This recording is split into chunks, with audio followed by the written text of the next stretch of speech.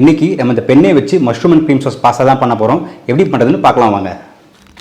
இந்த ரெசிபிக்காக நான் காஷ்மீரில் இருக்கிற மாடல் சொல்லிட்டு ஒரு மஷ்ரூம் தான் யூஸ் பண்ணியிருக்கேன். நீங்கள் வந்து சாதாரண பட்டர் மஷ்ரூம் கூட யூஸ் பண்ணிக்கலாம். இந்த மஷ்ரூம்ஸ் கிடைக்கலன்னா பேசிக்கான மிசம்பிளாக வந்து நம்ம கட் பண்ணி வச்சுக்கலாம். சாப் பண்ண ஷாலட்ஸ், சாப் பண்ண கார்லிக், சாப் பண்ண செலரி, பாஸ்லின்னு ஒரு லீஃப் இருக்கும், அதுவும் ஃபைனாக சாப் பண்ணிக்கலாம். இந்த மஷ்ரூம் சோக் பண்ணி வச்ச மஷ்ரூம் ½ அன் ஹவர் நம்ம சின்ன சின்ன கட் பண்ணிவிட்டு தண்ணி சூடானதுக்கப்புறம் அதில் ஆலிவ் ஆயிலும் சால்ட்டு போட்டுக்கலாம், சீசன் பண்ணிக்கலாம். நான் பெண்ணே பாஸ்தா எடுத்துருக்கேன். உங்களுக்கு வந்து எந்த பாஸ்தா பிடிக்குமோ அதை எடுத்துக்கலாம். மேக்ரோனி எது வேணால் எடுத்துக்கலாம். ஒரு 8 நிமிஷம் பாயில் பண்ணிங்கன்னா இந்த டெக்ஸ்சருக்கு வந்துடும். அதுக்கப்புறம் இன்னொரு பேனில் ஆலிவ் ஆயில், சாப் பண்ண கார்லிக், சாப் பண்ண ஷாலட்ஸ், சாப் பண்ண செலரி இதெல்லாம் போட்டு லைட்டாக சாடே பண்ணிக்கலாம். கலராக வேணாம். அதுக்கப்புறமா கட் பண்ணி வச்சுருக்க மஷ்ரூமை போட்டு நல்லா குக் பண்ணிக்கணும்.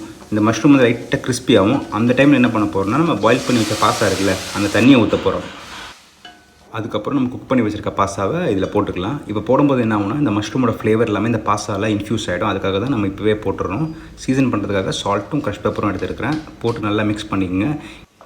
நல்லா மிக்ஸ் பண்ணதுக்கப்புறம் ஒரு 200 ml ஃப்ரெஷ் அமுல் க்ரீம் போட்டுக்கலாம். மெதுவான ஃபயரில் வச்சு குக் பண்ணணும். ஹை ஃபயர் ஆகிடுச்சுன்னா க்ரீம் வந்து கர்டில் ஆகிடும். ஃபினிஷ் பண்ணுறதுக்காக சாப் பண்ண பாஸ்லியும் கிரேட்டட் பார்மசன் சீஸ் போட்டு லைட்டாக மிக்ஸ் பண்ணிக்கோங்க.